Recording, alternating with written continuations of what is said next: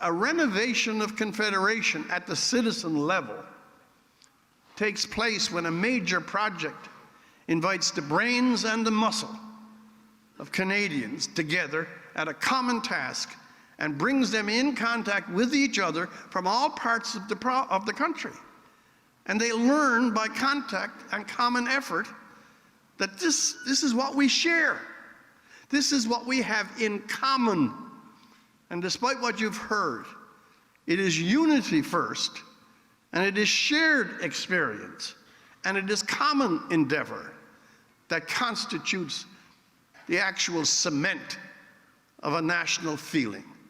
And in that sense, this great project that you are, in one way or the other, associated with, is the 21st century renovation of the Confederation.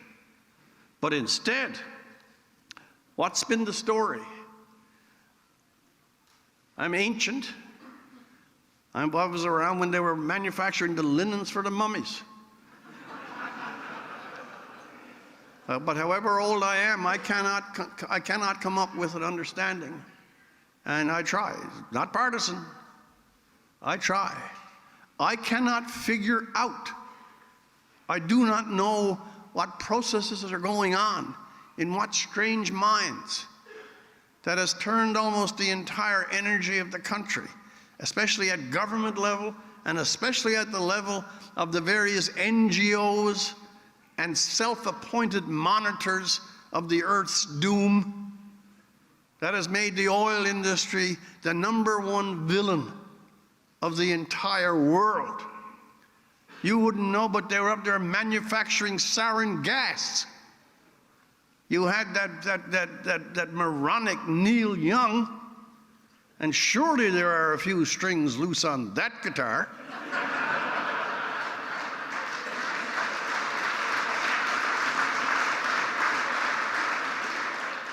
You had him with the audacity and the insult of comparing the working of thousands of men and women, supporting their families, providing an essential, the essential commodity, energy. It is the essential commodity of all 21st century life. Doing it honestly, doing it according to the rules, and doing it in a political environment that compared to any other environment in the world, China, Nigeria, Venezuela, is the acme of responsible management. And of all the projects in the world that Neil Young wants to downgrade and call Hiroshima, that's a slander. And I suppose if you're living with Daryl Hannah, you have a limited range of reference. But you've had for 20 years and more various strategies, various tactics. It is the dirtiest oil on the planet. If Fort McMurray goes on, the planet is doomed. Dear God, is it the only oil project in all the world? I believe there are 1.6 billion Chinese who are putting out coal plants 3 to the hour. India is not a small country. It's investing in energy. It's using coal. Indonesia, Saudi Arabia, Venezuela, Latin America. There are more jurisdictions than you care to count. And I'll ask this room silently. When have you heard of an equivalent protest against Venezuelan oil, Chinese coal, Nigerian oil? Why is it that the most impeccable political regime on earth, mesmerized by the fantastic obsessions of environmentalism, does this so cleanly, and it alone has been made a campaign target, a symbol, and they have the gall to tell you, that if you do this, the world is doomed. We are in for an eco-apocalypse.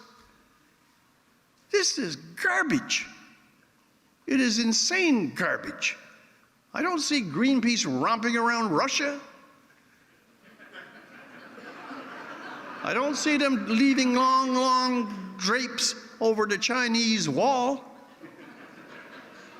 I don't see them scuttling up the legs of the rigs off Nigeria because the pirates would be chomping at their ass from behind.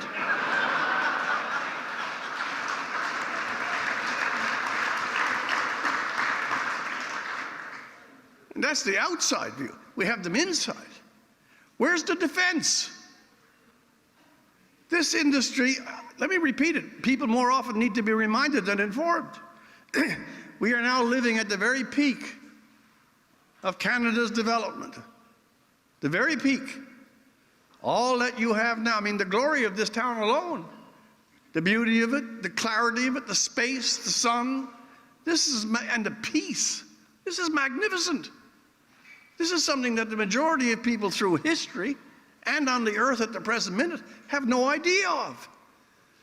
This is a very sophisticated community.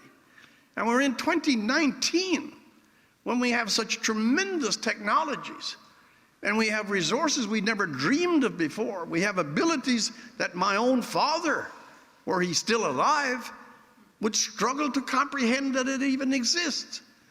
When he was 15, barefoot and trying to find a job in the woods, if you could flash him forward to what's available now, all of which, everything, technology, computers, cars, transportation, airplanes, all the devices in your home, all the protections provided by the armed services, all the great sophisticated medical equipment, everything comes to the wealth that is generated from resources and only functions if you have a ready supply of energy. So where in this country did this mindset occur that suddenly the greatest resource of all, which we have in abundance thanks to providence or God, is something that in the government circles, the environmental circles, and in those absolutely demented conclaves around Queen Street, oh, this is going to kill us. This is the end of the world. They couldn't last 15 minutes without a Sky Dome television set. They go down in 50,000 strong to look at a screen that's the size of Idaho to watch the Raptors. And by the way, the Raptors, that's a very curious psychological thing. All of Toronto is just incented. It's gone ecstatic over the Raptors. I know what's going on. This is the last stage of grief. It's compensation for the Maple Leafs.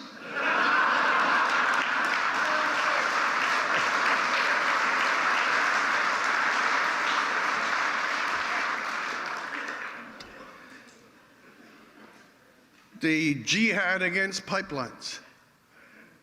How is it that in the 21st century, in a country that is so contingent on its natural resources, that we now have a situation where on the federal level, they have a thing called the National Energy Board. I think you could make salad with it. I have a joke for you, by the way. I haven't told you any jokes. I got one good joke, though. This is a good joke, and I'm going to tell it. I don't care if you want to hear it or not. You remember when Mr. Trudeau was elected? I know it was sad, but remember when Mr. Trudeau was elected, very shortly after that, I'm quoting, I got a good memory. He said one of the things that this new government is going to make sure is one of its very, very first priorities is that we are going to restore the confidence of the Canadian people in the processes of the National Energy Board. We are going to restore the confidence of the Canadian people in the processes of the National Energy Board. We are going to revive it. And you know something? I remember I travel around a lot within Canada. We had the big hurricane in Newfoundland about, 3-4 years ago. I was down visiting my brother. He lives in a town called Sunnyside. which is the biggest lie in Newfoundland. And he said, the storm finally abated, the roads were ripped apart. I mean, really, 30, 40-foot gaps. The hurricane was wicked, and a rainstorm. So we managed to get out. Half the town had to use a boat to get around because the road was broken too. We finally got to a coffee shop over in Arnold's Cove. And all the old men in particular, they gather, as you know, for the morning coffee and chat over the news and tremendous hurricane and houses blowing apart. And so I walked in and saw the boys, you hear mumbling. And I said, I suppose it's, bad news with the hurricane. And he looks up, no, boy, he says, not the hurricane. I said, well, what is it? Well, he said, we don't have any confidence in the processes of the National Energy Board. Yeah. And everywhere I went in Canada, the story was the same. Go to an airport, clogged up, 3-day storm, everything closed down. I walked up to a couple of old stranded passengers. I said, must be pretty hard, lying on the floor here 3 or 4 nights. No, he said, no. But he said, that energy board, I don't have confidence in their processes. Dear Lord, what planet and what spaceship? So we have a situation where we take what is supposed to be an environmental review and we multiply it. Trans Mountain has had, I think, 17 court cases. I mean, that's longer than the Spanish Inquisition. They've had innumerable protests. They did 1.5 years consulting, and it's still going on. The environmental review process, which is supposed to answer a question, if you do this, will it have predictable harm of sufficient extent that the project should be denied?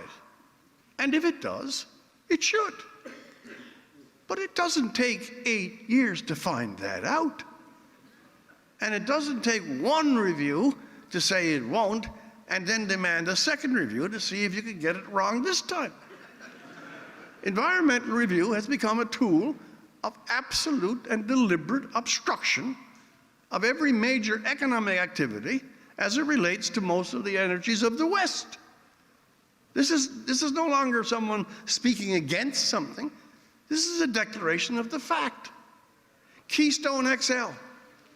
I met the guy who was the chief Canadian negotiator for over 9 years on Keystone XL during the entire 8 years of the Obama administration, and he's supposed to be the good president. During the entire 8 years, he couldn't get a meeting. The State Department twice said it was a good project. It was overruled. He kept temporizing until almost the very last day of his tenure, and then he went off to that great Paris coven that they call the IPCC meeting, and he said to buy himself credentials as an American president at the IPCC meeting on the environment and global doom, he said after 8 years, no. 8 years to get a no? That was already determined 8 years previously.